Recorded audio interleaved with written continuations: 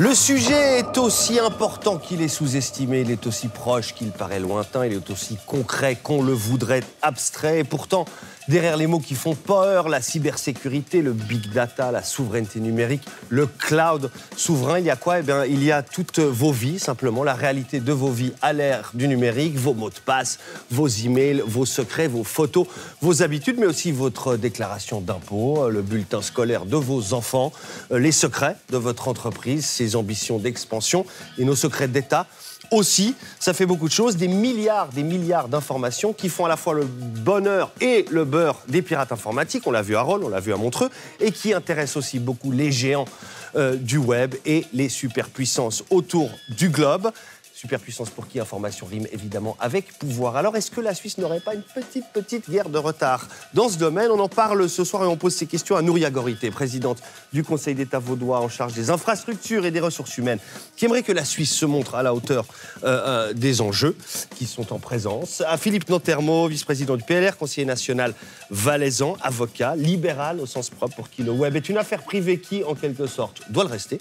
À Fatih Derder, ancien conseiller national PLR lui aussi, vaudois, membre du comité d'initiative, on en parlera ce soir, pour une souveraineté numérique suisse, qui dénonce depuis des années le retard de la Suisse dans le domaine du numérique. À Nicolas Burer, managing director, ça veut dire directeur général de Digital Switzerland. C'est des mots très anglo-saxons, mais l'ambition est très noble, faire entrer la Suisse dans le 21e siècle. À Thomas Jacobson, directeur de communication d'Infomaniac, un prestataire suisse écarté comme les autres d'un marché aujourd'hui quasiment réservé aux GAFAM, et c'est un problème, on verra pourquoi. Et enfin, Solange Guernauty, experte en cybersécurité, en cyberdéfense, professeur à HEC, à l'UNIL, qui observe une Suisse trop désarmée et trop naïve dans la jungle mondiale. Alors, données sensibles, la Suisse est-elle une passoire? C'est le débat d'Infrarouge ce soir. Bonsoir à tous. Fatih Derder, c'est un peu grâce à vous, ou à cause de vous, je sais pas. C'est gentil, ça. Qu'on est là ce soir, puisque je l'ai dit, vous hurlez presque dans le désert depuis longtemps sur cette question du retard qui est pris. Vous le faisiez déjà sous la coupole, vous le faites encore aujourd'hui. Le cri, il est simple et il est terrifiant. La Suisse est à la ramasse. C'est grave? Ah oui, c'est grave. Alors bon, ne peignons pas le diable sur la muraille. La Suisse est un pays en pointe de l'innovation, donc tout va plutôt bien en termes de technologie. On a juste un vrai gros problème politique qui est à Berne, essentiellement, et je le dis tout de suite pour ma voisine de gauche au niveau du canton, c'est un problème de stratégie numérique à Berne. À Berne, on n'a aucune stratégie numérique pour diverses raisons. On va faire rapidement. La première, on va dire que c'est le fédéralisme, en disant voilà, c'est une compétence cantonale, etc. La deuxième, c'est l'ultralibéralisme qui va déplaire à mon collègue Philippe Nantermo de l'administration fédérale, qui consiste à ce qu'il n'y ait à peu près aucune politique industrielle ni politique d'innovation.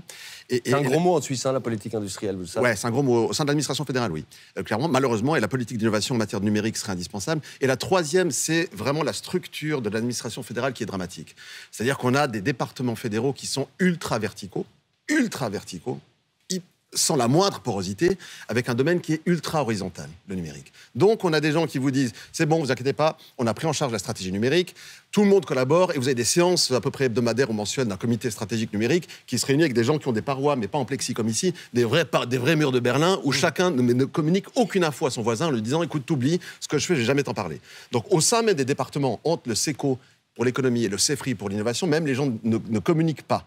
Donc, on ne peut pas avoir de politique numérique en Suisse à ce niveau-là. Ça, c'est le premier élément. Le deuxième élément, qui est plus inquiétant pour le sujet qui nous concerne directement aujourd'hui, c'est la cybersécurité. Et là, on a, et j'ai constaté en 8 ans à Berne, mais ça m'a déprimé comme vous imaginez pas, aucune politique de cybersécurité numérique. Et c'est pas moi qui le dis, c'est pas que je le dénonce. J'ai posé la question une fois en 2016 à l'administration fédérale, 2016, il y a 5 ans, en disant qui s'occupe de la cybersécurité suisse. Donc c'est un texte qui est en ligne. Et vous avez la réponse, longue comme le bras d'une page A4 de l'administration fédérale. Et attends, en 2016, c'était pourquoi? C'était parce que RUAG, l'entreprise d'armement de la Confédération, venait de se faire cyberattaquer. C'est vraiment le truc, mais tellement une histoire belge, quoi. Et la réponse à votre question, je l'ai vu, on vous répond, personne s'en occupe. Alors non, la réponse, c'est qui s'occupe de la cybersécurité? Visiblement, il y a un ou deux problèmes. On n'a pas l'air très bon. Notre entreprise d'armement se fait cyberattaquer. Est-ce que ça va bien? Personne s'en occupe. Et je dis, mais pourquoi? Vous avez raison, me répond l'administration fédérale, texto. Personne s'en occupe et c'est très bien comme ça. Je vous lis juste la citation quand même. Rapidement, elle est mythique. Elle est mythique. La stratégie de cybersécurité est volontairement réalisée de façon décentralisée dans le cadre d'une approche fondée sur la responsabilité individuelle. En gros, c'est ton problème. Débrouillez-vous. Démerde-toi. La Confédération, je cite, la Confédération fournit un appui subsidiaire. On parle de sécurité des citoyens. L'État, en termes de sécurité, qui apporte un appui subsidiaire, c'est contraire, mais à la Constitution fédérale, à l'article 2, à l'article 57. Donc, attendez, juste appui... Compris, le terme est important. En termes de sécurité de citoyens, l'État dit noir sur blanc au PV d'une intervention, nous amenons un appui subsidiaire. Question, est-ce qu'en Israël, la cybersécurité est un appui subsidiaire d'État? La réponse est non, c'est essentiel. Est-ce qu'aux États-Unis, c'est subsidiaire? La réponse est non, c'est essentiel. On vous a compris, le ton est donné, c'est subsidiaire? Non. Le ton est donné. Quoi? Vous avez remarqué, regardez, 1, 2, 3, 4, 5, 6 invités autour de la table. Je finis là-dessus. On est le seul pays au monde à penser que la cybersécurité doit avoir un appui subsidiaire de l'État. On a compris. Solange Guernauty, peut-être qu'un des problèmes que rencontre Fatih Derder depuis le début de sa croisade pour intéresser les gens et éventuellement fédérer une initiative un peu harmonisée, c'est que le sujet paraît extrêmement lointain. Il paraît extrêmement lointain à tout le monde. Et c'est des mots, je l'ai dit, il y a des mots qui font peur. Pourquoi est-ce que quand on parle de cybersécurité, quand on parle de souveraineté numérique, de maîtrise, etc., pourquoi est-ce que les gens ont immédiatement la migraine ?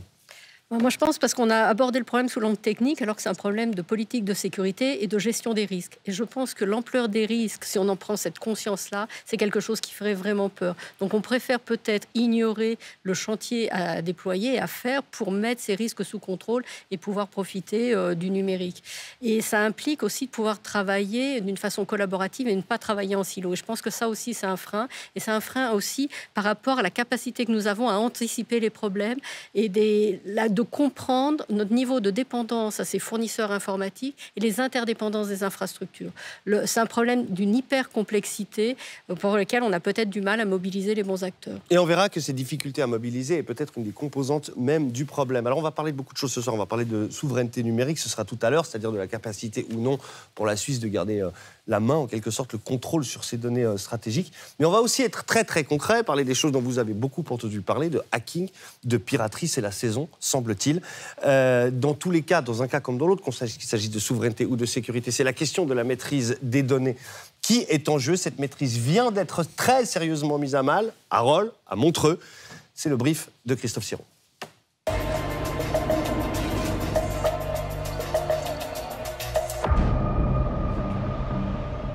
C'est une sorte d'observatoire de la cybercriminalité qui nous ouvre ses portes. Une jeune start-up lancée par cet homme à gauche pour essayer de prévenir les attaques contre des entreprises ou des administrations à l'aide de puissants logiciels. Ces faisceaux de couleurs qui traversent le globe, ce sont, en temps réel, des tentatives de piratage, des centaines de millions par jour. Ça, c'est la guerre en direct, ouais. On voit le comportement anthropologique des hackers qui se mettent en meute pour pouvoir faire ce qu'on a vu par exemple avec Roll ou avec Montreux, à savoir les pousser dans le retranchement, bloquer le système et puis faire ensuite des demandes de rançon. Montreux, dernière commune en date à se faire hacker, c'était il y a 10 jours. Pour l'heure, on ignore si des données sensibles ont été volées. À Roll, c'est une autre histoire. Il y a 5 mois, la commune avait refusé de payer une rançon après un piratage. Résultat, les données privées de 5000 habitants, leur numéro AVS, de carte de crédit, même leur religion, mais aussi la comptabilité d'une grande entreprise. Toutes ces données sensibles ont fini sur le fameux Dark Web, cette partie du web qui n'est pas accessible via des navigateurs standards et réputée pour être le repère du crime numérique où tout se monnaie. Il y a certainement des informations comme des cartes de crédit ou des mots de passe qui servent strictement à rien. Mais par contre, la carte de crédit de cette personne qui est sur cette commune fait que si on cherche un peu, en réalité, elle n'est pas sur cette commune. Elle est peut-être dans un pays voisin. Donc en recherchant d'autres informations qui sont croisées, on va se retrouver avec du patrimoine immobilier qui est peut-être ci, qui est peut-être ça, des familles, des actionnariats, etc. L'idée après ça, c'est de trouver les profils les plus vulnérables au chantage. Voilà pour les risques. Et voilà comment les hackers opèrent. Le spécialiste de cette start-up nous décrit leur méthode à visage caché. Donc là, on va faire une recherche en temps réel sur la ville de Lausanne. En fouillant le dark web, il a repéré des centaines de comptes hackés d'employés communaux qui utilisent leur mail professionnel lausanne.ch pour par exemple faire leurs achats sur le net, comme cet utilisateur. Il s'est fait pirater là sur glocksfox.com, fin de compte, potentiellement, c'est le même mot de passe qu'il a utilisé pour se connecter chez Lausanne. Donc si moi je lui envoie un mail malveillant de ce site-là, je suis sûr qu'il va cliquer dessus.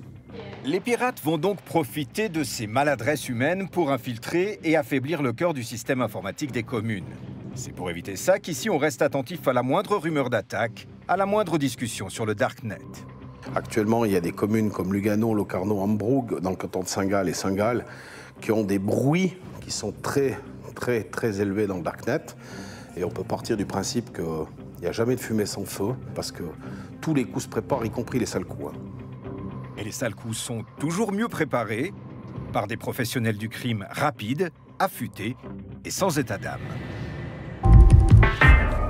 Nouria Gorité, c'est assez édifiant ce qu'on vient de voir. Tout ce qu'on trouve, issu probablement en partie d'attaques comme celle de Rolle, comme celle de Montreux sur le dark web. Franchement, quand on voit l'immensité du problème, quand on voit la détermination des gens malveillants, qu'est-ce que peut faire le responsable du service informatique de Vufflan-Château, par exemple? C'est compliqué. D'abord, l'avantage, je dirais, c'est que dès lors que le danger se rapproche de nous, alors on a tendance plutôt à en prendre conscience. Jusqu'à maintenant, on savait que les États pouvaient être des cibles, que les banques pouvaient l'être également, parce qu'on pensait comme ça naïvement qu'avec que ce type d'institution qui détenait des informations, des données à exploiter, et quand je dis à exploiter sous la forme d'extorsion d'argent. Et puis maintenant, voilà, dans le canton de Vaud, il se trouve qu'en ce moment, on est plutôt la cible d'un certain nombre de criminels qui cherchent à faire de l'argent en exploitant ce type d'informations. Et on découvre comme ça que les communes peuvent aussi intéresser, les plus petites entités peuvent aussi détenir des informations. L'État de Vaud a pris conscience de cette question-là. Je me souviens très bien, puisque c'est moi qui ai amené le dossier sur la table du Conseil d'État en 2013. Déjà, nous avons dit on a un problème de cybersécurité. On a aujourd'hui, l'État détient, vous l'avez dit, des données essentielles du citoyen. Et le citoyen n'est pas libre de les donner à l'État. Lorsque vous avez un enfant, vous êtes obligé de donner les informations scolaires. Vous devez payer des impôts, donc les informations fiscales. Si vous allez à l'hôpital, on détient les informations sanitaires. Si vous avez affaire à la justice, j'espère pas, mais enfin, on détient l'information judiciaire. Donc on détient vraiment l'ensemble des données sensibles du citoyen. Et donc on a une responsabilité à cet égard, raison pour laquelle l'État de Vaud a investi. D'abord, il a cloisonné ses systèmes d'information. Nous sommes dotés, d'ailleurs, comme premier canton suisse, d'un Security Operations Center. En français, ça veut dire c'est un centre d'observation permanente de l'attaque possible sur nos données, ce qui est quotidien, à savoir. Et puis, nous avons formé notre personnel, nous avons réintégré du personnel qui était externalisé parce qu'une partie de l'informatique cantonale avait été sous-traitée à des entreprises tierces, et ce qui évidemment faisait peser un risque systémique sur nos données. Et donc nous avons établi une stratégie de sécurité informatique qui ne nous met à l'abri de rien. J'aimerais juste quand même ici plaider pour l'humilité, parce que vous pouvez investir, vous pouvez être conscient des enjeux, vous pouvez avoir une veille permanente, mais aujourd'hui on a face à nous un certain nombre d'acteurs très malveillants qui font une activité très lucrative de l'exploitation des données. Alors ça, c'est tout ce qui a été mis en place, tout ce qui est mis en place, tout ce qui va être mis en place, mais simplement pour rester encore une fois très concret, pardon Nouria Gorité, mais les citoyens rollois ou montreusiens qui nous regardent, on a appris, grâce au travail, grâce à ce qu'on vient d'entendre, grâce au travail d'Anouche Letaga dans le temps, de Gilles Clémenceau ici, on les salue, qu'on trouve une quantité astronomique d'informations très concrètes. Il y a des photos passeports, il y a des bulletins scolaires. Et ces gens-là, aujourd'hui, sont même peut-être pas au courant que ces bulletins scolaires et que ces photos passeports sont disponibles. Est-ce que leur sécurité, là, elle est en jeu puisqu'il s'agit de sécurité? Est-ce qu'elle est assurée? Alors, ce qu'il faut dire, c'est le dernier élément que j'allais donc avancer, c'est qu'on voit bien qu'aujourd'hui, le premier problème, il est humain. Bon nombre d'informations qu'on trouve aujourd'hui sur le Darknet en provenance de ces boîtes mail de communes qui ont été hackées, au fond, c'est des informations qu'on n'aurait pas dû s'y trouver. Le premier firewall, il est humain, c'est qu'on voit, par exemple, pour le cas de Roll, très typiquement, on a la situation d'un hacking des boîtes mail où un certain nombre d'acteurs de la commune avaient finalement numérisé des documents qui ne devaient pas l'être et ils étaient envoyés parmi sur des boîtes mail. Et donc, on voit que la formation du personnel, que la conscientisation de l'enjeu, elle est cruciale, fondamentale pour protéger les citoyennes et les citoyens d'un certain nombre d'exploitations. Maintenant, ce qu'on peut faire, l'État ne peut pas tout, mais l'État ne peut pas rien, raison pour laquelle nous avons une expérience en tant que canton, un petit peu d'avance, on va dire, et donc nous avons invoqué, disons, cette difficulté cyber aujourd'hui avec les communes. Nous allons essayer de proposer des pistes aux communes. Pourquoi ? Parce qu'il faut leur offrir cette formation, il faut leur donner les bonnes pratiques, et puis il faut mettre vraisemblablement sur pied une cellule d'intervention rapide. Aujourd'hui, c'est l'État qui est intervenu pour rétablir la situation. Les communes ne sont pas dotées de ce type de brigade d'intervention rapide. On va revenir sur tous ces points et sur cette nécessité d'harmoniser. Mais oui. Mais c'est comme dans la sécurité physique, si vous voulez. Vous avez la nécessité de sécuriser votre maison, certes. Donc, d'avoir l'information, vous devez compter sur les forces étatiques pour protéger l'environnement. Et puis, vous avez des brigades d'intervention rapide. C'est les trois choses qui sont nécessaires et indispensables face à cette nouvelle criminalité. Juste Thomas Jacobson, pour les centaines de milliards de téléspectateurs rolois et montreusiens qui nous regardent ce soir, est-ce qu'ils en sont réduits individuellement à devoir aller voir tel et tel expert de sécurité pour aller faire une recherche sur le dark web, pour savoir ce qu'ils ont dans la nature ? Non, c'est pas souhaitable. Et puis, ça demande un niveau de compétence déjà d'accéder au dark web. Ce qu'il faut dire à ces personnes qui sont vulnérables, c'est d'être extrêmement prudent si elles sont contactées par des sociétés qu'elles reconnaissent, mais par des moyens qui sont peu habituels. Ça veut dire concrètement par SMS et par email. Des sociétés sérieuses vont jamais demander des coordonnées, des informations personnelles ou de demander de cliquer sur des liens pour remplir des coordonnées personnelles. Ça peut être des informations toutes bêtes, comme une date de naissance, une adresse. Et ces informations d'apparence bénigne peuvent ensuite être utilisées pour contacter votre banque et se faire passer à votre place. Donc en fait, ce qu'il faut dire aux gens qui sont potentiellement touchés par ça, c'est extrême prudence et en cas de doute, de contacter manuellement par téléphone l'entreprise concernée, l'autorité publique concernée. C'est très très important. Nicolas Burer, il y a pire encore dans ce dossier, je vais rester sur ces attaques. Il semblerait que tant pour le cas de Rolle que pour le cas de Montreux, tout ceci était un peu annoncé. Pour le cas de Rolle, c'est quelques jours avant. Pour le cas de Montreux, apparemment, c'était peut-être même... Ça bruissait déjà sur le dark web un peu plus tôt. Vous portez un organisme qui s'appelle Digital Switzerland. C'est une ambition. Aujourd'hui, c'est Swiss Mental. Non ? Alors, est-ce qu'on est une passoire ? Oui et non. Quelque part, oui, mais on n'est pas les seuls, soyons francs. Regardez, depuis 18 mois et depuis cette terrible pandémie, il y a malheureusement aussi un trend qui est bien sûr la digitalisation, mais surtout aussi les attaques. Ce qu'on appelle la surface d'attaque explose, elle a explosé et elle va continuer à augmenter. Pourquoi ? Parce que nous sommes de plus en plus connectés. Bien sûr, avec tous nos appareils, nous aurons bientôt 4 appareils par personne, donc la surface d'attaque augmente. Oui, nous ne sommes pas... Quand vous dites, attendez, 4 appareils par personne ? Par personne. Donc 4 appareils, un smartphone, vous aurez bientôt une voiture connectée. Ah, d'accord. Votre frigo sera connecté et votre maison, quelque part, sera connectée. Et ça augmente donc la surface d'attaque, malheureusement, pour les hackers. Donc c'est un trend négatif mondial. La Suisse intéresse... On est très mauvais, on est 42e au niveau mondial en matière de cybersécurité. Donc c'est un trend mondial, certes, mais nous, on est mauvais. On s'améliore. Je pense qu'il y a pas mal de choses qui se passent en Suisse. Je ne suis pas tout à fait d'accord avec toi, Fatih. Il y a quand même un centre, ce que tu as comme information en 2016, il y a actuellement un centre national de cybersécurité. Il y a des projets en cours. Il y a le projet Mélanie sur les infrastructures critiques en Suisse. On s'améliore. On a invité le responsable de la question, mais il ne pouvait pas venir pour des questions de je peux vous dire, le recours de Google étant pendant, il ne pouvait pas venir. Actuellement, ils ne font rien, ils ne peuvent pas, ils n'ont pas le pouvoir pour. Mais on a entendu déjà 2 points très importants. Le premier, à la fin, ce sont des défaillances humaines. C'est à nous tous, avec les soutiens de l'État, des entreprises, d'une grande campagne de sensibilisation, de devenir meilleurs. Vous l'avez très bien dit, ce sont des défaillances humaines. Alors, deuxième point, les fournisseurs, qu'ils soient suisses ou étrangers, doivent eux-mêmes énormément augmenter leur sécurité. Pas plus tard que hier, le fournisseur de la ville de Saint-Gall a été attaqué, elle aussi. Donc, ce que nous disait notre intervenant était frappé au coin du bon sens. Solange Guernauty, ce qu'on entend, c'est quand même, on peut peut-être commencer par là. Est-ce qu'il ne faudrait pas commencer, avant de vouloir architecturer des choses compliquées, des clouds souverains dont on va parler, est-ce qu'il ne faudrait pas simplement passer par le b.a.-ba, à savoir apprendre aux gens à pas aller s'inscrire sur Tinder avec le mail officiel de leur commune. Oui, peut-être, c'est une sensibilisation à avoir, à faire, une éducation peut-être, mais la faute n'est pas que sur l'humain. En tous les cas, ça serait peut-être à mettre la faute sur l'humain qui conçoit des systèmes vulnérables et qui les commercialise, et nous qui les achetons et qui les utilisons. Donc il ne faut pas oublier qu'il y a vraiment un marché des vulnérabilités de ces systèmes qui sont vendus. Enfin, ce marché est très profitable et profite à qui? Aux acteurs malveillants. Donc là aussi, moi, je militerais pour avoir des systèmes robustes, certifiés, labellisés, avec un niveau de sécurité dans lequel on peut avoir confiance et bâtir des applications et des services. Là, on a construit une société du numérique sur des sables mouvants, donc sans fondation, avec du béton numérique qui n'est pas encore du béton armé.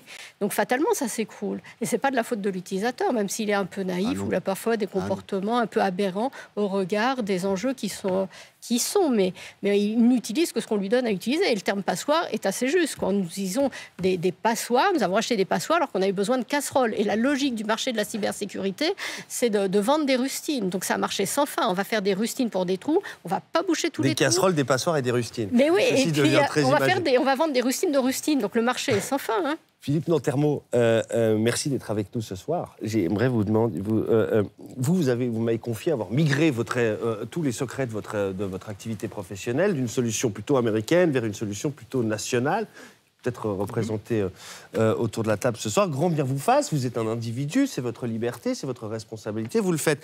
Est-ce que c'est normal que cette logique-là de responsabilité individuelle ce soit aussi valable pour les communes, les collectivités publiques qui aujourd'hui font tout un peu de la même manière? C'est chacun y va au doigt mouillé en fonction de son sentiment, quoi.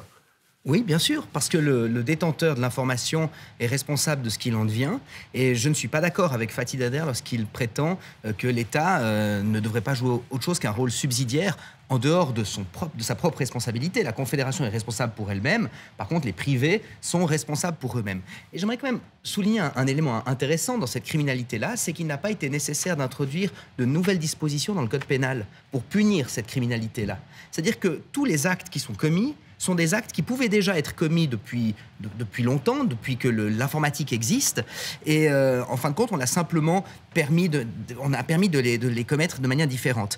Par exemple, lorsque vous parlez de la sécurité des systèmes en Suisse, je voudrais quand même souligner, on est peut-être mal classé, mais qu'on a eu vent aussi d'attaques informatiques de grande ampleur contre des grandes sociétés américaines. On se souvient de sociétés dans les GAFAM, sauf erreur, qui se sont vues faire livrer des données, des systèmes de données gigantesques sur leurs utilisateurs, des sites internet de rencontres extra-conjugales où les données sont...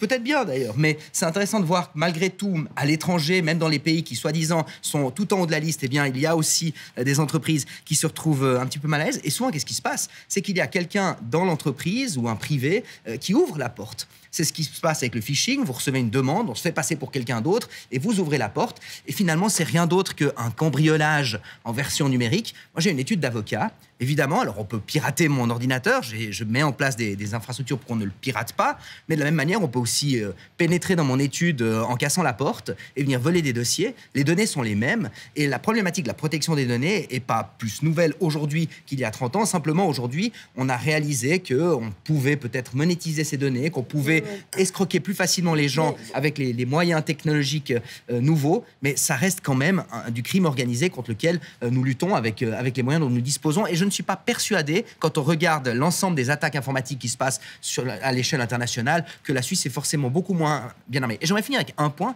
Je pense qu'il faut distinguer la Suisse et les Suisses. On peut avoir des problèmes dans certaines collectivités publiques, on peut avoir des problèmes au niveau de la Confédération, mais ensuite, les individus, les entreprises suisses se portent pas forcément plus mal. On a énormément de données très sensibles qui sont, par exemple, dans les banques en Suisse. Jusqu'ici, j'ai pas eu vent d'attaques importantes contre les banques, en tout cas, qui ont été elles ont été menées de manière très officielle par le gouvernement américain lui-même, ça a duré 10 ans. Ça a été différent. De manière fructueuse, ou par exemple, quand les assurances maladie, peut-être que cela arrivera, mais je pense qu'il faut distinguer les deux, et précisément, ce n'est pas forcément à une autorité centralisée de se charger de la sécurité de tiers. Fatih Dader, rapidement, circuler, il n'y a rien à voir, finalement. Liberté, responsabilité individuelle, on est le pays où ça fonctionne. Non, ça ne va pas être si rapide que ça. Et non, circulez pas. Ça doit être un peu rapide quand même. Vous ne pouvez pas me faire 5 minutes comme tout à l'heure. On est d'accord. Il y a beaucoup à voir. Et on n'est pas dans une affaire... Soyons simples, restons pragmatiques pour nos téléspectateurs. Parlons pas nécessairement de protection des données. On parle d'un sujet simple qui est la sécurité. Et Nouria Gourité l'a parfaitement résumé. Sécurité physique, sécurité numérique, c'est la même. Est-ce que c'est le rôle de l'État d'assurer la sécurité des citoyens et de les protéger? La réponse est oui. La question ne se pose pas, c'est inscrit dans la Constitution à au moins... Vous trompez sur un point, Fatih Derder, vous trompez sur un point, c'est que la sécurité en Suisse est subsidiaire. On ne met pas un policier derrière chaque citoyen, et il appartient d'abord au citoyen de protéger sa maison, si vous me laissez de mettre une porte à sa maison. Alors la sécurité est subsidiaire. La sécurité est subsidiaire. C'est très important. Parlez pas en même temps. Ça, c'est votre job. Fatih Derder, continuez sur le principe, puis j'aimerais entendre... Laissez-le pas couper la prochaine fois. Donc, si un char d'assaut allemand est devant votre porte demain matin, Alexis Favre, si vous n'avez pas appelé la Confédération pour dire qu'il y en a un, il ne va pas venir. C'est subsidiaire? Non, attendez. La sécurité n'est pas aussi subsidiaire que ça. La sécurité des citoyens est assurée par l'État avant tout, quoi qu'il arrive. Donc, on n'attend pas qu'Alexis Favre appelle la Confédération pour dire « J'ai un problème, j'ai un char d'assaut devant ma porte, est-ce que vous pouvez intervenir ?» Non, par contre, à la Confédération, là, on achète des F-35 pour tirer sur des lapins on ne sait pas quoi faire. Mais par contre, on n'investit pas la vraie sécurité sur laquelle il faut être présent. Non, mais juste... Compris. Non, attendez. Je pense que c'est vraiment très, très important de dire que la sécurité des citoyens et des PME qui les écoutent, de leur dire, écoutez les gars, vous êtes nuls, vous avez fait des trucs imprudents, vous avez cliqué où il fallait pas, vous n'avez pas fait attention, et que l'État dise, nous, on intervient seulement au cas où, alors que, je le répète, dans des États qui sont à la pointe là-dedans, la Chine, les États-Unis, Israël, ils font de la sécurité et de la cybersécurité un enjeu majeur. Il a raison, Fatih Derder, Nouria Gorité, c'est une prérogative régalienne, comme on dit, d'assurer la sécurité. Il n'y a pas de raison que ce soit différent dans le monde numérique que dans le monde physique ou analogique. Je pensais pas un jour être autant d'accord avec Fatih Derder. Tout arrive, Nouria Gorité. Mais évidemment, c'est une tâche régalienne. Elle est inscrite dans la Constitution. L'État, il a pour mission de protéger le citoyen dans toutes ses dimensions, y compris en matière, disons, numérique. C'est pas parce que les choses se passent dans un nuage que tout à coup les choses n'existent pas. C'est la même réalité. On transpose dans le monde virtuel la vie des citoyennes et des citoyens. J'ai expliqué tout à l'heure les données dont il s'agit. On ne peut pas dire que l'État doit se défaire de cette responsabilité des données qu'il détient, parce qu'il les détient, parce que le citoyen est obligé de les lui confier, et que c'est donc la responsabilité de l'État de garantir qu'il a pris la nécessaire conscience de mettre en place une organisation protectrice pour l'ensemble des données des citoyennes et des citoyens. Je dirais même qu'aujourd'hui, et là je partage aussi l'avis de Fatih Derder, nous avons face à nous une confédération qui est dans une double posture, qui est dans une posture d'abord d'ultralibéralisme, évidemment qui me déplaît, parce qu'au final, on ne peut pas rendre le citoyen responsable de ce qui se passe. Sans doute dans sa boîte mail privée, il peut faire des choses qu'il n'aurait pas dû faire. Et c'est aussi une responsabilité, par exemple, comme ce type d'émission, de sensibiliser les hommes et les femmes que nous sommes, toutes et tous, nous sommes tous concernés, aux bonnes pratiques. Mais j'aimerais aussi finir par dire qu'il y a un autre problème. C'est la posture qu'on a de la Confédération depuis le début de cette affaire de la transition numérique, qui est pourtant appelée de nos voeux, parce que c'est une question de compétitivité internationale pour notre pays que d'être à la pointe en matière de transition numérique. Mais l'État national a considéré dès le départ qu'il était incompétent. Il a décrété que seuls les privés pouvaient faire et que donc il se délestait de toute compétence en la matière. C'est grave. À deux titres. Non, je ne mélange pas deux choses. Non, il n'avait pas complètement temps. On ne va pas ouvrir tout le chapitre sur la transition numérique. Mais sur la question de la sécurité, c'est la même chose. Sur le rôle de l'État, on vous a compris, Nouria Gorité. On vous a compris les deux. Si on parle de la sécurité, parlons de la sécurité. Prérogative régalienne. Pourquoi est-ce que ce serait différent? Question simple, réponse simple. Pourquoi est-ce que ce serait différent dans le monde physique du monde analogique? Mais c'est pas différent. C'est pas différent. L'État a pour mission de poursuivre les cybercriminels, de les arrêter. Par contre, ce n'est pas l'État qui installe la porte chez moi. Ce n'est pas l'État qui vérifie que les entreprises ont un système de sécurité sur leur site. C'est, excusez-moi, l'espionnage industriel, les cambriolages existaient auparavant. Là, on est en train de nous dire ce sont des collectivités publiques qui sont fait voler des données. Je me permets juste une question. Non, pas de question. Il m'a interrompu, je l'interromps. Non, vous ne l'interrompez pas. Quel est l'État? Vous ne l'interrompez pas. Quels sont les États en cybersécurité? Israël? Vous ne l'interrompez pas. Que les collectivités publiques s'organisent déjà pour assurer la protection de leurs propres données et des données qu'ils ont sur les citoyens. Et qu'ils le fassent convenablement. Mais quels sont les modèles internationaux en benchmarking? Quel est le pays qui marche? Aujourd'hui de rôle de montrer des communes qui ont été incapables de protéger convenablement la sécurité des données de leurs citoyens. Ah, s'il vous plaît, Fatih Derder, franchement. Eh bien, que ces communes-là protègent convenablement leurs citoyens, avant d'aller expliquer comment les privés, les entreprises, les individus doivent protéger leurs données, ce qu'ils font jusqu'ici plus ou moins bien. On a eu moins de scandales, en tout cas ces dernières semaines, en ce qui concerne les entreprises privées que les collectivités. Mais je trouve intéressant d'avoir un État qui a été incapable ces dernières années de mettre sur pied des systèmes informatiques convenables à l'armée. On a entendu la semaine passée encore des dépassements de budget, qui est incapable de mettre en place un système de passe Covid sans qu'il tombe en panne le vendredi soir, qui est incapable de protéger ses propres données, nous dire aujourd'hui que c'est aux collectivités de venir faire la police chez les gens, alors que les gens arrivent très bien à l'organiser eux-mêmes. Mais alors comment faire pour que les communes fassent mieux? Comment faire? C'est à l'État de... Thomas Jacobson, Fatih Derder, institutionnellement, c'est au canton de Vaud. Philippe Nantermo, s'il vous plaît. Thomas C'est un débat. C'est difficile ce soir, Thomas Jacobson, c'est difficile. Oui, mais vous avez remarqué qu'il y a Thomas Jacobson à côté de vous, puis aussi Solange Guernanti. Non, mais le point sur les communes est intéressant. Non, vous ne suivez pas notre point. Thomas Jacobson, quand on est un acteur privé, un prestataire privé, infomaniaque, comment est-ce qu'on intervient dans ce débat? Est-ce qu'on se dit, oui, ce serait quand même pas mal que l'État, d'une manière ou d'une autre, organise un peu l'infrastructure numérique plutôt que de laisser ça au privé, ou on est d'accord avec l'idéologie libérale de Philippe Nantermo? Moi, je partirais de la Suisse, qui est une confédération avec un État décentralisé.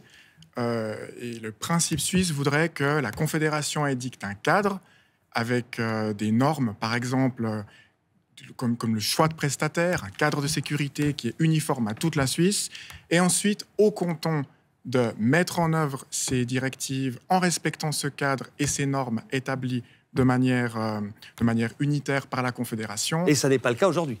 Et ce n'est pas le cas aujourd'hui. Et ça me semblerait, en tout cas, pour sortir de ce débat, est-ce que c'est l'État, est-ce que c'est pas l'État? Et puis ensuite, il faudra aussi qu'on parle chez qui on stocke toutes ces données, parce qu'il y a aussi un aspect technique qu'on oublie complètement. Mais je dirais qu'il faut quand même prendre un peu de distance et puis se rappeler qu'on est en Suisse et qu'on est dans une confédération qui fonctionne de manière décentralisée. Nicolas Burer, faire un peu confiance à l'État quand même dans cette affaire et lui dire, voilà, c'est ton job d'assurer notre sécurité ou pas. Chez Digital Switzerland, vous, par exemple, dans un autre dossier, vous étiez très pour l'économie privée, pragmatique. Mais là, il en est quoi? Prenons un autre exemple qui fonctionne extrêmement bien actuellement, entre le partage des tâches entre la Confédération suisse, une loi, des normes et le secteur privé, c'est tout ce qui est autour du certificat Covid. Nous avons là, à mon avis, un PPP qui est mondialement un des meilleurs, partenariat public-privé, un des meilleurs. D'autres pays ont repris ce système directement de la Suisse. La Confédération a mis en place la loi, la Confédération a mis en place le concept, le privé l'a ensuite exécuté, et je pense que ça, c'est quelque chose d'extrêmement bien. Et dans la cybersécurité, pour dire, Fatih Derder, Israël, que je connais bien, j'étais encore il y a 2 ans, le gouvernement, oui, c'est vrai, il faut le reconnaître. Le Premier ministre, c'est lui-même qui décide. En priorité, mais après, c'est le privé. Ils ont des startups extraordinaires. On en a beaucoup en Suisse, et ça vient. Hein, je crois que vous n'avez pas en Fatih Derder un on a besoin des deux. On a besoin des deux. C'est le chef du gouvernement qui dirige en Israël. Moi, j'aimerais bien rebondir. Oui, Solange Guernanti, et puis on enchaîne, parce que j'aimerais qu'on parle du cloud souverain, ce mot qui fait peur. Mais ceci dit, les géants du net qui nous imposent leur façon de numériser, de travailler sur Internet, vous l'avez dit, sont piratés quotidiennement, ou presque. Donc les fuites de données massives se trouvent du côté des plateformes. Alors est-ce à dire que ces géants du net ne sont pas en mesure de sécuriser leur infrastructure? Donc si on peut penser qu'eux ne sont pas capables de le faire, est-ce que nous pouvons être en mesure de le faire? Aussi, la grande différence entre un vol physique et un vol sur Internet, c'est la dimension, c'est l'ampleur du chantier, c'est qu'on est seul face au reste du monde. Tandis que quand on est un cabinet, une petite entreprise, et qu'on est localisé, géolocalisé, enfin physiquement sur un territoire, ben, les malveillants sont aussi très localisés et ils prennent un risque physique. La cybercriminalité, c'est que du bonheur pour les criminels qui prennent un minimum de risques et qui ont des profits absolument gigantesques. Et à vous entendre, il n'y a pas de solution. Si, il y en a, bien sûr. Non, les solutions, il y en a, mais il faut les vouloir, il faut les penser et il faut les mettre en œuvre. Et ça a un coût. Ça a un coût d'anticipation. Et je voudrais revenir sur la dernière remarque de mon voisin. Moi, j'ai envie de lui poser la question. Est-ce que les intérêts des membres influents de Digital Switzerland sont compatibles avec les intérêts de la Suisse? Question simple, réponse simple. Ah oui. Nous, on se bat pour l'innovation digitale en Suisse, qu'elle provienne d'entreprises suisses ou d'entreprises étrangères ayant des succursales en Suisse et qui amènent des jobs. Pour nous, vous voulez le bien du pays, c'est ce que vous répondez à Solange Guernanti. Et on aimerait bien sûr avoir des normes et d'une certaine sécurité, mais à la fin, on se bat effectivement pour des places de travail dans le pays. Alors, on a compris que la question de la sécurité et de la souveraineté sont probablement liées. On va quitter la stricte cybersécurité pour rentrer dans ce champ de la souveraineté numérique, celle que vous portez, qui la porte. Vous la portez, Fatih Derder, vous la portez, Solange Guernanti. Vous la portez aussi, Nouria Gourité. Cette idée qu'au-delà de la sécurité précisément, il faut que la Suisse, ou les pays, la Suisse en l'occurrence, garde la main, garde certain contrôle sur ces données stratégiques. Ce qui est en route, c'est un cloud public pas si souverain que ça. C'est le focus de Pascal Janra, il date déjà du mois de juillet.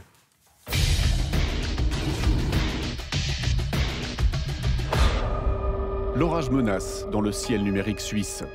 La Confédération veut stocker des données et faire tourner ses logiciels via Internet dans des serveurs distants, ailleurs, quelque part. C'est ça le cloud. L'informatique en nuage. La Confédération a adopté sa stratégie en décembre. Les services cloud, c'est déjà une guerre de milliards et de pouvoirs que mènent les GAFAM.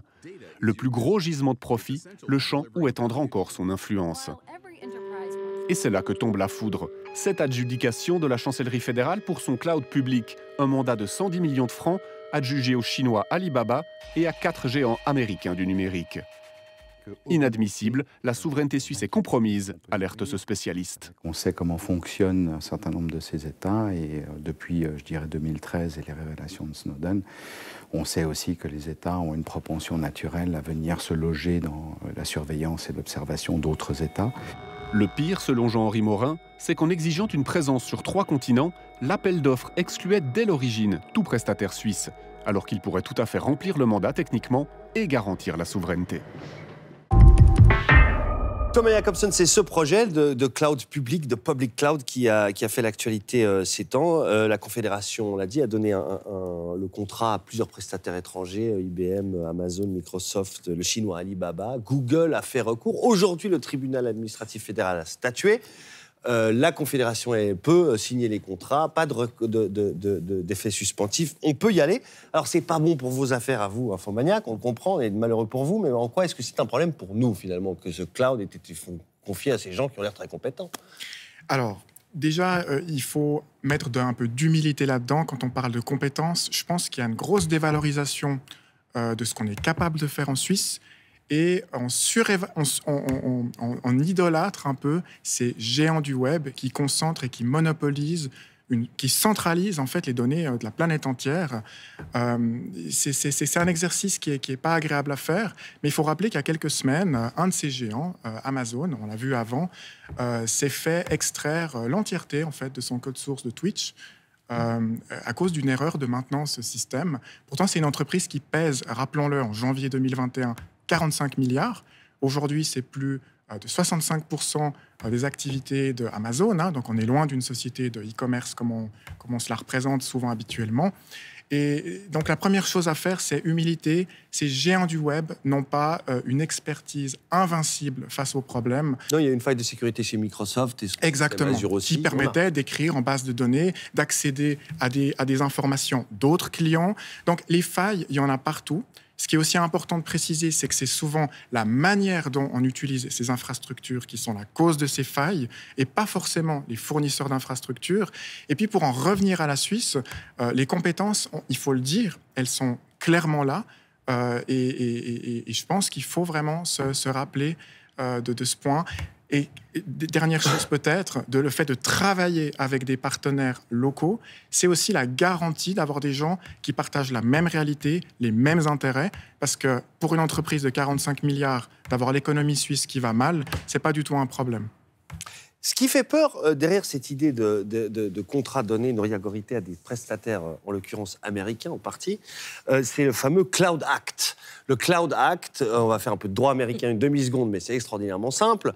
C'est une loi adoptée aux États-Unis, en principe, un peu sur le modèle du Patriot Act, qui permet aux autorités américaines, dans le cadre de procédures pénales, de demander à tous les prestataires qui sont sous sa juridiction, donc américains ou sous sa juridiction, de fournir des données, même si leurs serveurs sont situés à l'étranger. En gros, le Cloud Act, il permet à Microsoft de donner aux juges américains, dans le cadre d'une procédure pénale, une information qui est détenue en Suisse sur le serveur, par exemple dans le cloud public suisse. C'est ça qui fait peur, parce qu'il faut être très précis là-dessus. Là, c'est plus les hackers, là, c'est les visées de gouvernements étrangers.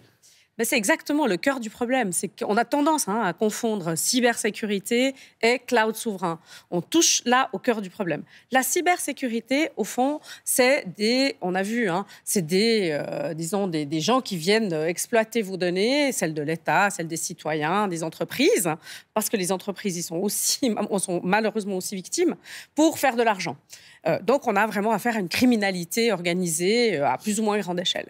La question du cloud souverain, c'est quoi un cloud ? Le cloud, en anglais, ça veut dire nuage. Mais en réalité, il ne faut pas se leurrer, il ne faut pas se payer de mots. Ce n'est pas dans le ciel, ce n'est pas un truc évanescent, sympathique. Les clouds, c'est des data centers. Des serveurs, bien physiques. Des serveurs qui tournent à plein régime, jour et nuit, très consommateurs et gourmands d'énergie, soit dit en passant, dans lesquels... Donc, on a des territoires de la donnée. C'est des endroits physiques où sont concentrées vos données, les nôtres, celles des États, celles des citoyens, l'ensemble des données. Et donc, la question de la souveraineté du cloud, en réalité, c'est plus une question de géostratégie. C'est de savoir qui et où sont basées les données, qui y a accès, donc qui peut les manipuler, et à un moment donné, qui peut vous empêcher d'y avoir accès. Et je finis. Parce qu'en réalité, c'est vraiment ça l'enjeu de la souveraineté, et c'est ce qu'il y a de plus grave, finalement, dans la question de l'abandon par le Conseil fédéral d'une solution purement souveraine en Suisse, alors qu'on a les compétences. Et j'aimerais finir. Je ne suis pas de celles qui pensent que l'État doit tout faire. Je pense au contraire que l'État doit fixer un cadre. On peut investir, ça oui. On peut investir, on a les moyens de le faire. On peut stimuler le réseau des entreprises innovantes et on peut créer des partenariats publics-privés importants, surtout qu'en Suisse, excusez-moi, mais et d'ailleurs beaucoup dans le canton de Vaud, on a des entreprises privées innovantes, à la pointe de l'innovation en matière de cybersécurité notamment, qui pourraient être intéressés dans des solutions souveraines. Vous en êtes, monsieur, il y en a d'autres avec vous.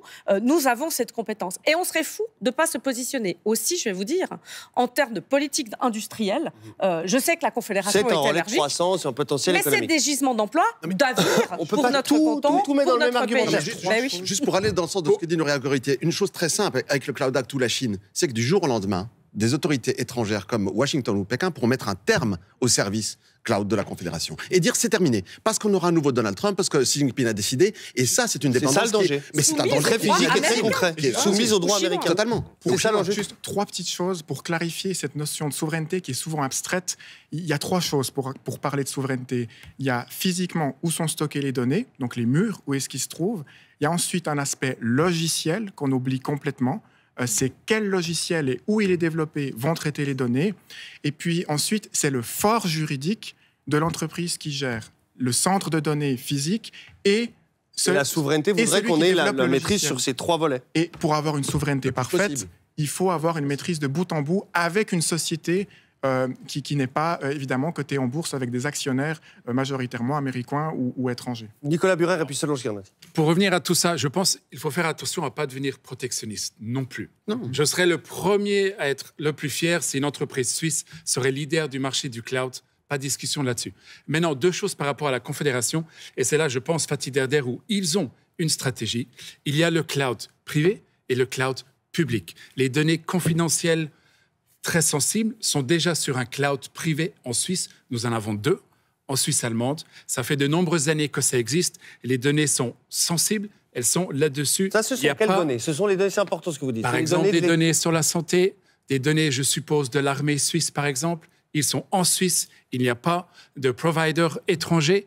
Et ces données sont vraiment gérées par la Confédération suisse elle-même. Il faudra juste corriger ce qui est dit, quand même. Là, nous parlons principalement de données non sensibles telles que Suisse Topo, la topographie de la Météo Suisse.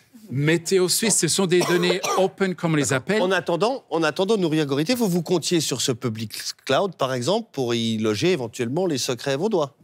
En tout cas, ce qu'il y a de sûr, c'est pas seulement les Vaudois, parce qu'ils sont aujourd'hui, les secrets vaudois, ils sont bien gardés dans un data center vaudois. Mais vous savez, il y a des données des entreprises. Cet été, c'est public, une grande entreprise s'est fait hacker complètement l'ensemble de son système. Imaginez-vous, c'est des données, disons, importantes, industrielles, qui peuvent partir. Aujourd'hui, ça intéresse un certain nombre de pays étrangers. C'est de ça dont on parle. La souveraineté, c'est la géopolitique. Non, mais attendez. Mais non, Philippe Monteiro, il a parlé une fois. Fatih Derder, franchement, ça ne peut pas continuer. Non, mais Fatih Derder, il faut l'habitude. Ça ne peut pas continuer comme ça. Sur le Swiss Cloud, le Conseil fédéral a lancé la procédure pour dire est-ce qu'on fait un Swiss Cloud. Ils ont abouti à la conclusion que non. Il n'y a aucun projet de Swiss Cloud qui est actuellement lancé. Donc ça, c'est un fait. On ne peut pas faire le débat tout seul, Fatih. Non, mais Fatih Derder, je coupe votre micro, sans plaisanter. Nicolas Breuer a dit était faux, c'est juste ça. Ok, bon, bah voilà, je ne suis pas sûr que vous en sortiez gagnant. Non, mais voilà. Philippe Monteiro, cette question... C'est des médias, les médias ont besoin de fait. Cette question, vous nous dites, ça n'a pas concerné l'État, finalement. Les Américains, de toute évidence, s'ils nous produisent un Cloud Act, c'est qu'ils se disent, tiens, pourrait être intéressant pour nous d'avoir accès à ce genre de choses. C'est-à-dire, est-ce qu'on n'est pas complètement Playmobil de croire que nous encore, nous serions les champions du libéralisme? Non, mais ça ne concerne pas les États, alors que les Américains, eux, ont une politique très étatiste. Non, mais c'est une question, un choix d'opportunité de la Confédération de décider si elle met ses informations sur un cloud plutôt qu'un autre, si elle soumet au marché public cette question-là. C'est une question, comme ça a été très justement dit, géostratégique.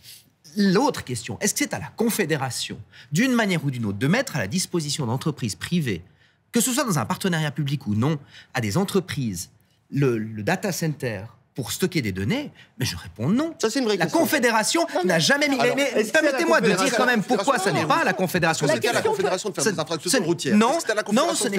Mais la Confédération... Non, mais... Est-ce qu'on pourrait... Les deux en même temps, vous entendez pas. Solange Guernauty, est-ce que c'est à la Confédération... n'a jamais mis à la disposition des entreprises, des bibliothèques, n'a jamais mis à la disposition des entreprises des serveurs...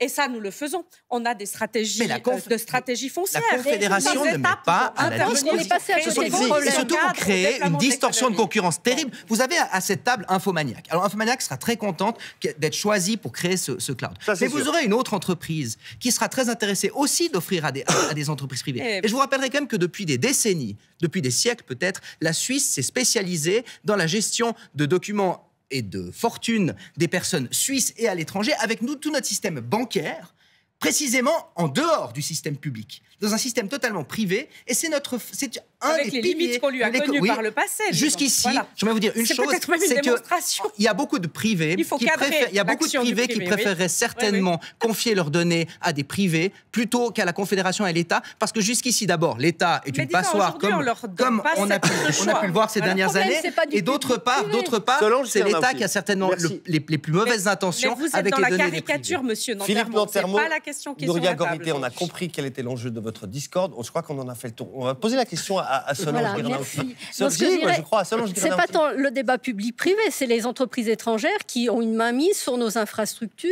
et sur nos données. Et regardez ce qui est en train de se passer. On ne maîtrise pas les composants électroniques, c'est fabriqué en Asie. On ne maîtrise pas l'infrastructure de service. On sait qui les maîtrise.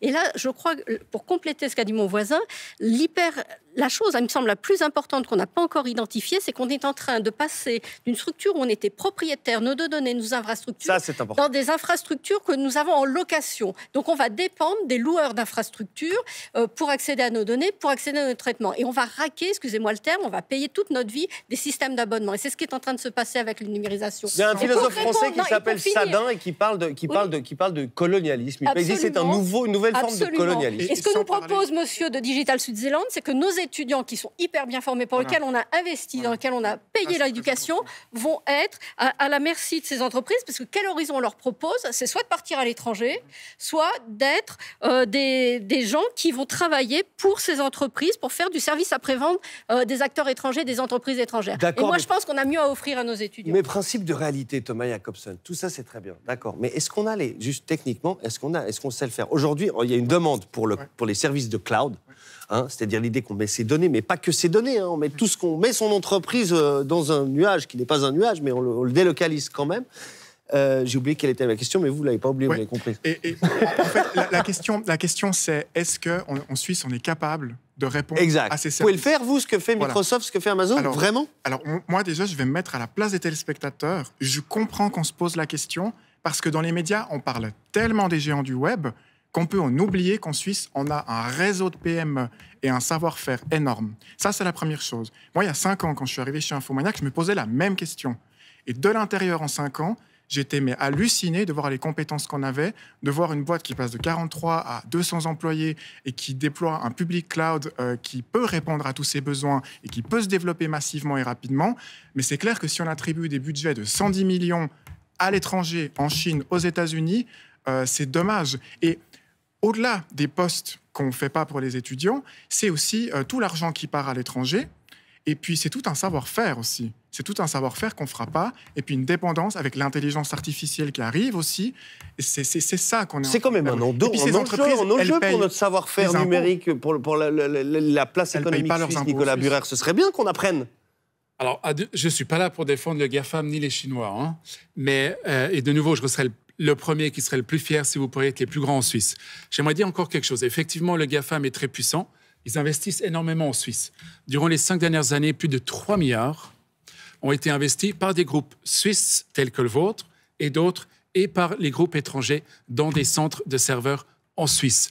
Les jobs sont dans ce pays. Les gens restent ici principalement et ensuite on peut venir chez vous ou aller dans d'autres entreprises suisses. Où sont payés les impôts? Où sont créés plus d'emplois?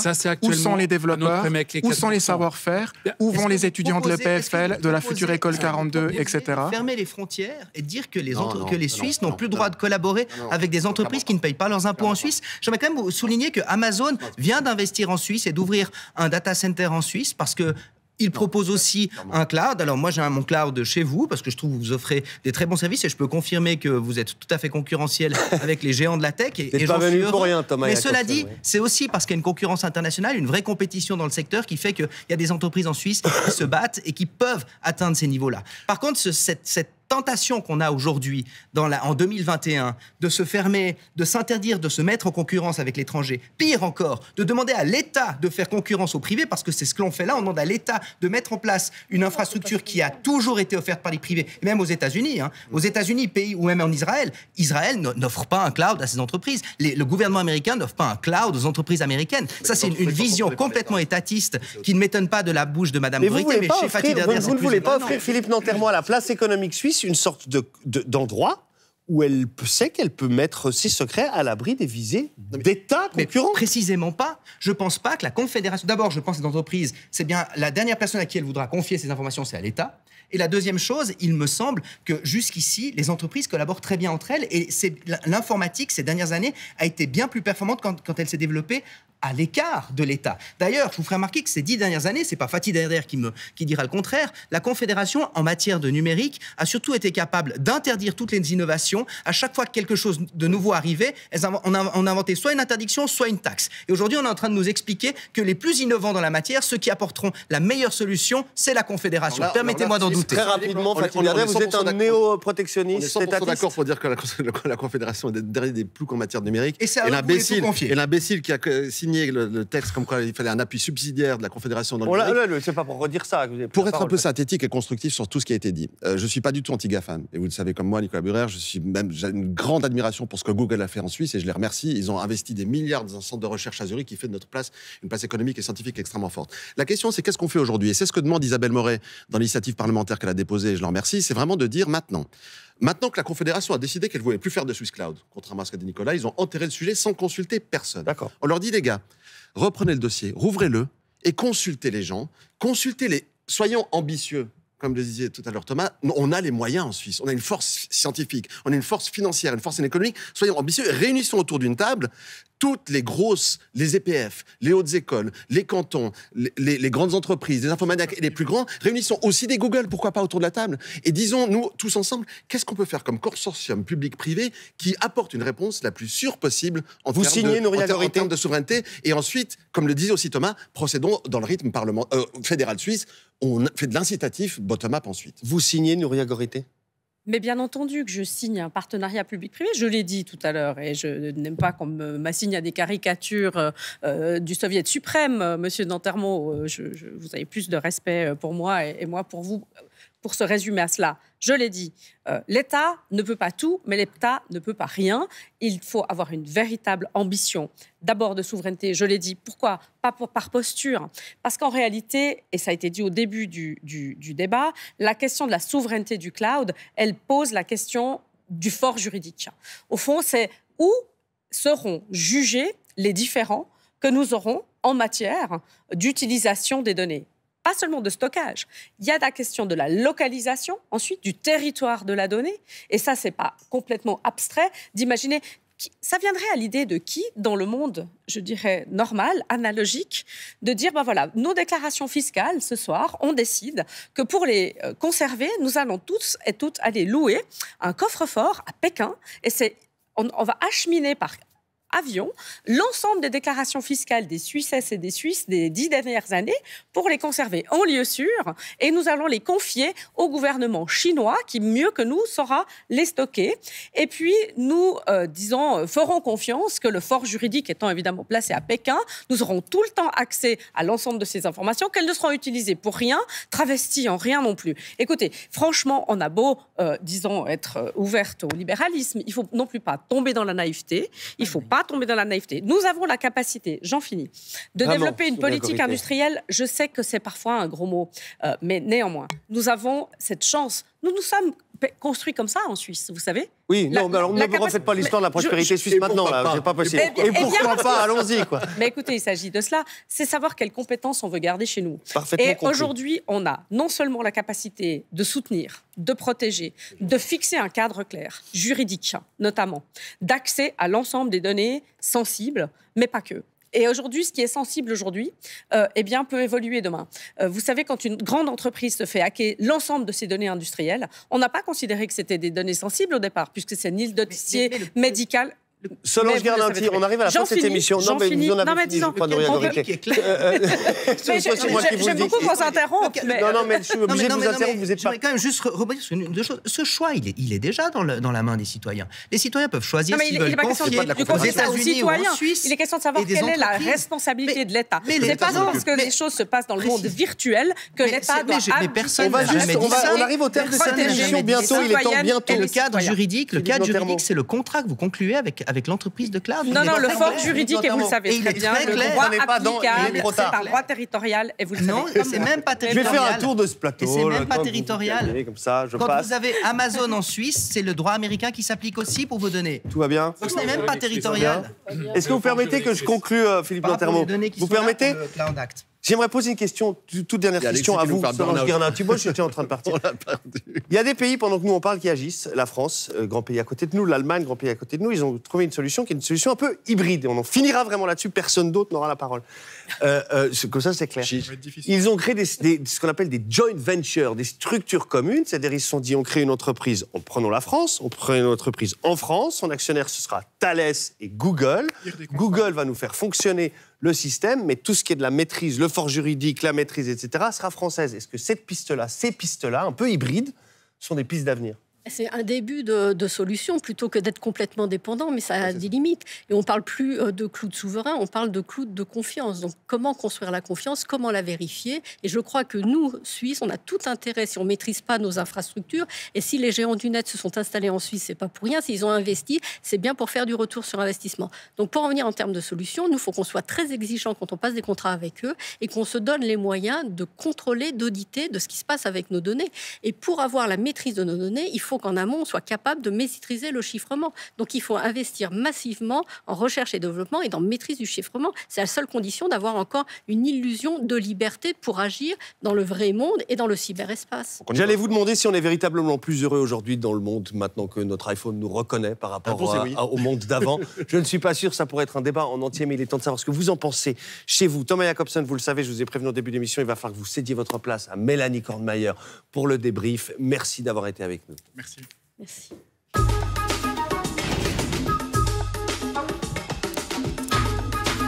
Bonsoir Mélanie. Est-ce que c'est un peu plus calme sur les réseaux qu'autour de ce plateau? On a eu beaucoup de commentaires sur le fait. Ah oui, j'imagine. Non, les gens, ils n'aiment pas quand tout le monde parle en même temps. Non, ils n'aiment pas ça du tout. Bah, bref, 3 choses sont sûres, à part ça.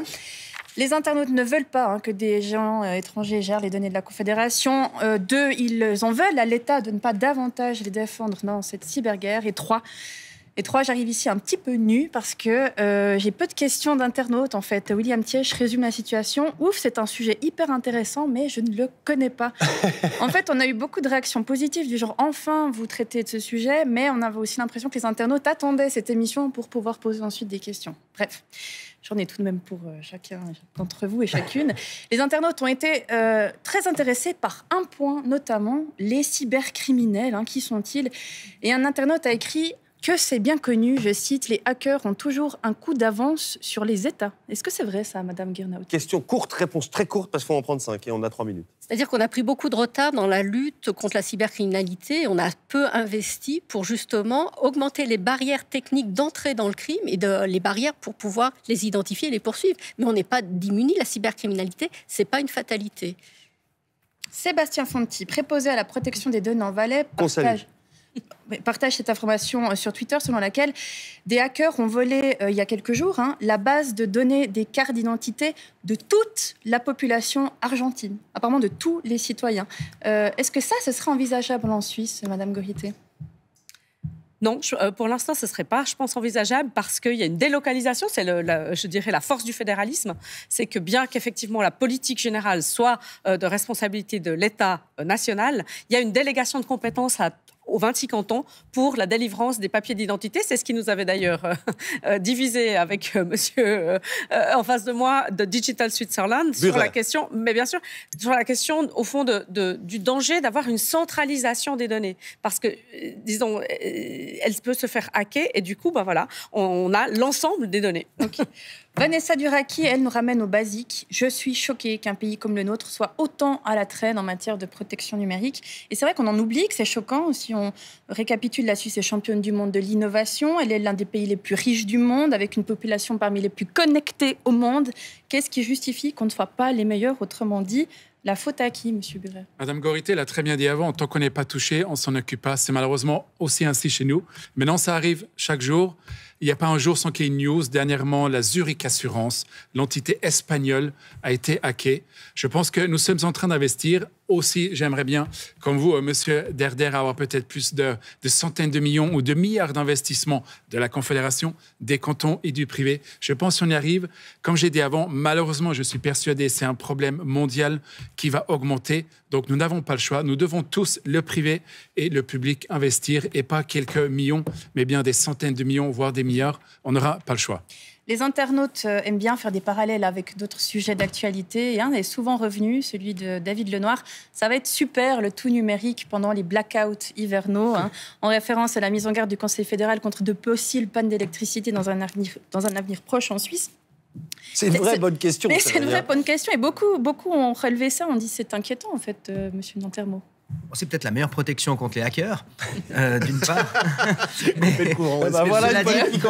Cela dit, je pense que ça relève peut-être on s'inquiète beaucoup de la sécurité numérique. C'est un problème. C'est peut-être pas le plus grand problème. Les spécialistes de la sécurité informatique ont l'impression que c'est le plus grand. Quand vous êtes quand vous êtes pompier, vous avez l'impression que toutes les maisons brûlent.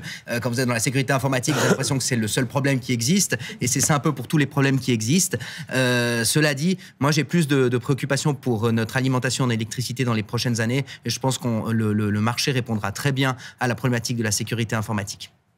Dernière question de Grégoire Barbet, journaliste qui nous a écrit sur Twitter. Qu'on salue lui aussi. À quoi bon râler contre un cloud comprenant les géants américains et chinois alors que les routeurs de nos opérateurs sont fournis par Huawei ? Peut-être parce que le problème est plus profond et ne se limite pas qu'à la question du cloud. Monsieur Derder, est-ce que votre initiative n'est que de la cosmétique ? Ah, il a 100% raison, non pas sur le côté cosmétique, mais effectivement, on ne peut pas s'intéresser qu'au cloud. Et c'est précisément l'objet de l'intervention d'Isabelle Moret, c'est de dire, intéressons-nous, et du comité d'initiative populaire qu'on a lancé, intéressons-nous à toute l'infrastructure numérique, pas seulement le cloud. Qu'est-ce que l'État doit gérer ? Il ne doit pas tout gérer, on est bien d'accord, Philippe Nantermo, Nicolas Bert, mais qu'est-ce qu'il doit gérer ? Comment intègre-t-il les acteurs privés ? Et un terme qu'on n'a pas utilisé, c'est vraiment les standards de sécurité de gouvernance. C'est quelque chose qui est mentionné dans l'initiative d'Isabelle Moret aussi, qui est essentiel. Quels sont les standards de sécurité de gouvernance ? Où sont-ils ? Que dit-on au canton? Que dit-on aux communes? Que dit-on à Rolle? Que dit-on à Montreux? Et tout ça, actuellement, on est au degré zéro du débat. Eh bien, on y était avant le début de cette émission. Maintenant, on a avancé un petit peu quand même. C'est un débat d'ensemble. Merci Mélanie, merci à vous tous, merci à vous chez vous d'avoir suivi ce débat. J'espère que vous avez réussi à le suivre, mais s'il était houleux, c'est bien des fois les discussions houleuses. On se retrouve la semaine prochaine avec un nouveau débat d'actualité. Ce sera probablement le blackout qui nous menace. Et c'est vrai que si d'aventure il n'y a plus de jus dans 3 ans, le cloud souverain il va beaucoup moins bien marcher, comme dirait Bourvil. Alors, à la semaine prochaine et excellente soirée sur la RTS ou sur TV5 Monde. Bye bye. Merci. Au revoir. Bonne soirée. Merci.